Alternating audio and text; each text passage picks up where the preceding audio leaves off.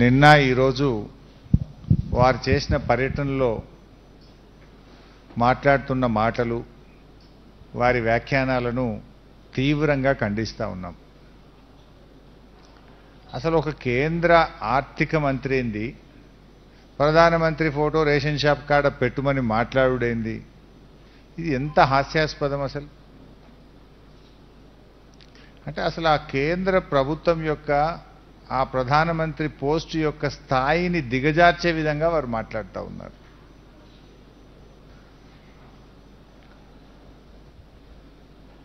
ఈరోజు ఇలా మొదటిసారి ప్రధానమంత్రి ఈ దేశంలో మొదటి ప్రభుత్వం కాదు కదా, ఎంతోమంది ప్రధానమంత్రులు వచ్చిపోయినరు, ఎన్నో కేంద్ర ప్రభుత్వాలు వచ్చినాయి. కానీ ఎప్పుడు గత చరిత్రలో లేని విధంగా తమ స్థాయిని దిగజార్చుకునే విధంగా వారు ప్రవర్తిస్తూ ఉన్నారు.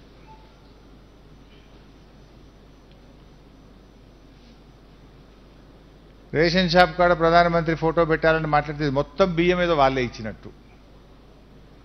వాస్తవానికి మీరు ఎన్ఎఫ్ఎస్ఏ కార్డులు అన్నీ ఇయ్యరు. ఇవాళ రాష్ట్రంలో ఎంతమందికి ఇస్తారు మీరు? హార్డ్లీ మీరు ఇచ్చేదో 50-55% మీరు ఇస్తారు. అది మీరు 3 రూపాయలకి ఇస్తారు. ఆ 3 రూపాయలు కూడా 2 రూపాయలు రాష్ట్ర ప్రభుత్వమే భరిస్తుంది. 40-45% అదనంగా ఉండే కార్డులను అచ్చంగా తెలంగాణ ప్రభుత్వమే భరించి, ప్రతి రూపాయి కూడా తెలంగాణ ప్రభుత్వమే భరించి పేదలకు 10 కేజీల బియ్యం ఉచితంగా ఇస్తున్నాం. మీ వ్యాఖ్యలు ఎట్లున్నాయంటే ఇదంతా మేమే ఆడికెళ్ళి పంపుతున్నాం అన్నట్టు. ఇలా పేదలకు 10 కేజీల బియ్యం ఉచితంగా ఇచ్చే కార్యక్రమం మీద తెలంగాణ ప్రభుత్వం ప్రతి సంవత్సరం 3,610 కోట్ల రూపాయలు మేము ఖజానా నుంచి ఖర్చు పెడుతున్నాం. రాష్ట్ర ప్రభుత్వం 3,610 కోట్ల రూపాయలు ఖర్చు పెడుతుందనే విషయం మర్చిపోవద్దు.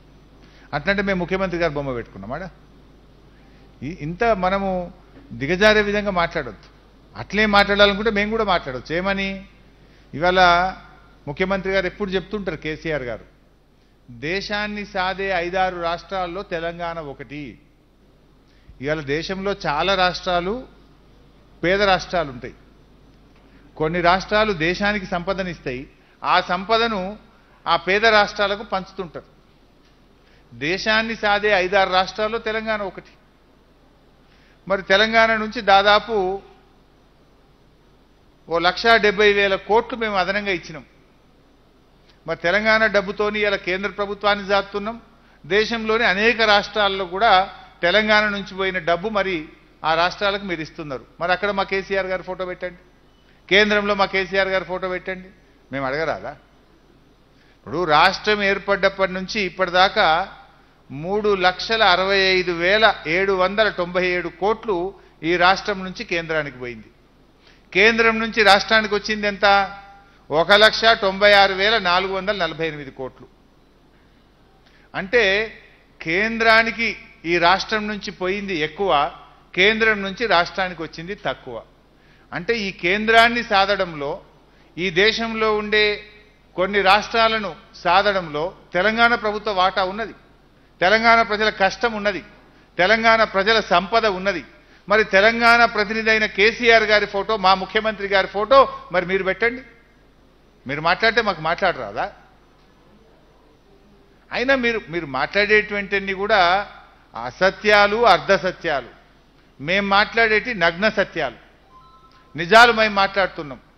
కానీ మీరు గోబల్స్ ప్రచారం చేసే ప్రయత్నం చేస్తున్నారు. ఇదేదో మొత్తం మీరు ఇస్తున్నట్టు. ఇవాళ ఈ 10 కేజీల బియ్యం మీద తెలంగాణ ప్రభుత్వం పెట్టే ఖర్చు 3,610 కోట్ల రూపాయలు. ఆ విషయాన్ని నిర్మలా సీతారామన్ గారు మర్చిపోవద్దు.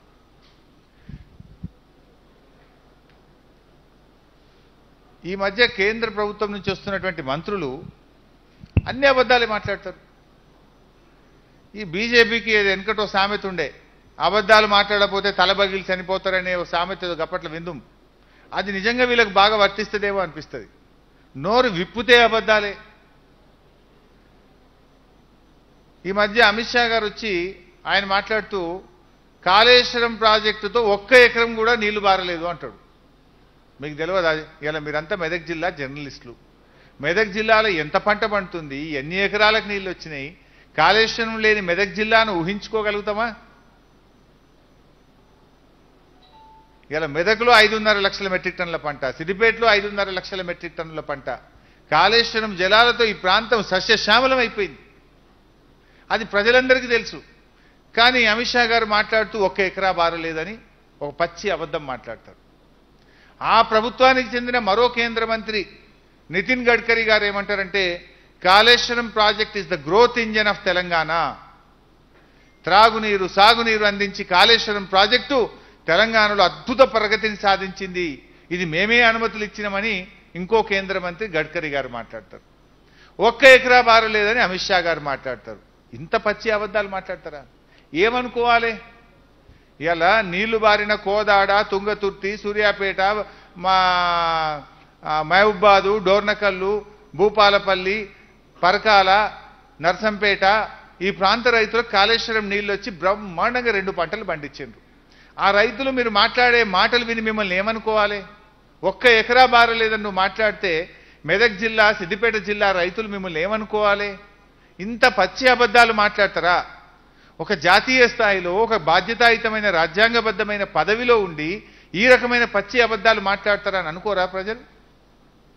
ప్రజాస్వామ్యాన్ని మీరు పరిహాసం చేస్తలేరు, అబద్ధాలు చెప్పి నిజాలను దాచే ప్రయత్నం చేస్తలేరు. ఇది మీకు తగునా అని నేను అడుగుతా ఉన్నా. మొన్న నడ్డా గారు వచ్చిండ్రు, బీజేపీ పార్టీ జాతీయ అధ్యక్షుడు. ఆయన గారు వరంగల్కి వచ్చి అంటాడు, జైలు ఊలగొట్టిండ్రు, హెల్త్ సిటీ ఏమైపోయింది, ఏడగట్టురు హెల్త్ సిటీ అన్నాడు. 5 నిమిషాలు నేను ఫోటోలు కూడా విడుదల చేసిన. జైలు కట్టిండ్రు, హెల్త్ సిటీ ఏదన్నాడు.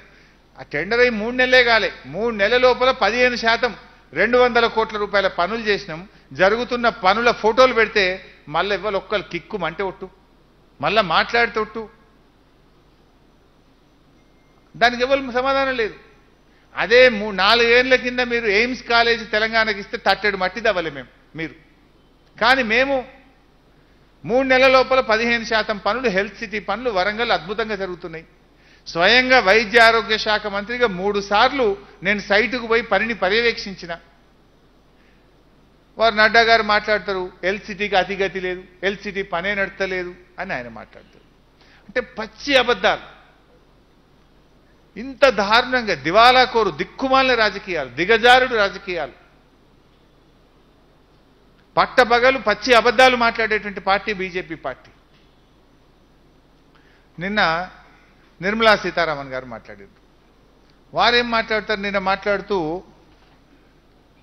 ప్రజలకు వాస్తవాలు అర్థమవుతావని ఆయుష్మాన్ భారత్లో చేరలేదు. ఈ నవ్వాలన్నా ఏడవాలన్నా నాకైతే అర్థమవుతలేదు. అమ్మా మంత్రి గారు, నేను మీకు సవాల్ చేస్తున్నా, ఒకవేళ తెలంగాణ ప్రభుత్వం ఆయుష్మాన్ భారత్లో చేరకపోతే నేను ఇప్పుడే రాజీనామా చేస్తా, చేరితే మీరు చేస్తారా అని నేను అడుగుతున్నా. ప్లీజ్ అపాలజీ, క్షమాపణ చెప్పండి మీరు. ఎందుకంటే ఇది పార్లమెంట్లో క్వశ్చన్. ఇది 4 ఫిబ్రవరి 2022 ఎవరు వేసింది ఈ క్వశ్చను?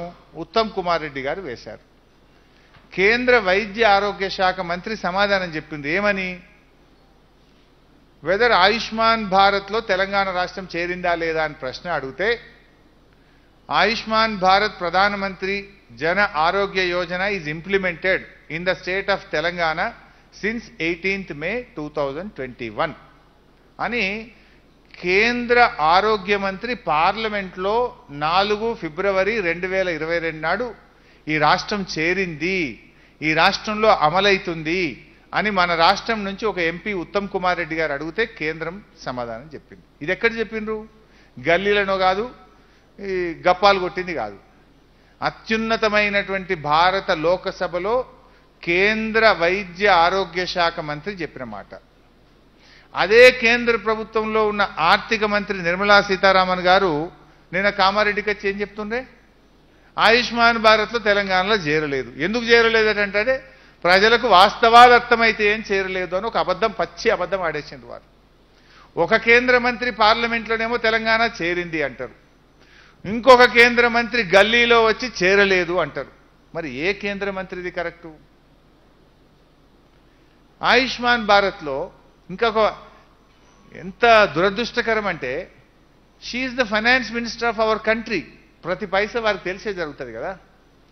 ఆయుష్మాన్ భారత్లో 2021-22లో తెలంగాణకు 150 కోట్లు విడుదల చేసిండ్రు. మొత్తం మనం పెట్టిన ఖర్చు ఏమో 1010 కోట్లు. వాళ్ళు ఇచ్చేది అంతే, ఎంతనే 10 పైసలు ఇస్తారు, ప్రచారం రూపాయి. ఈ ఆయుష్మాన్ భారత్లో చేరితే అంతకంటే మంచి పథకం మన తెలంగాణలో ఉంది. ఆయుష్మాన్ భారత్ కంటే కూడా మంచి పథకం తెలంగాణలో ఉంది. ఎందుకంటే ఇలా ఆయుష్మాన్ భారత్లో కేవలం 26 లక్షల కుటుంబాలకు మాత్రమే లబ్ధి చేకూరుతుంది. కానీ మన ఆరోగ్యశ్రీ కింద 90 లక్షల కుటుంబాలకు తెలంగాణ రాష్ట్రంలో మద్దతు చేకూరుతుంది.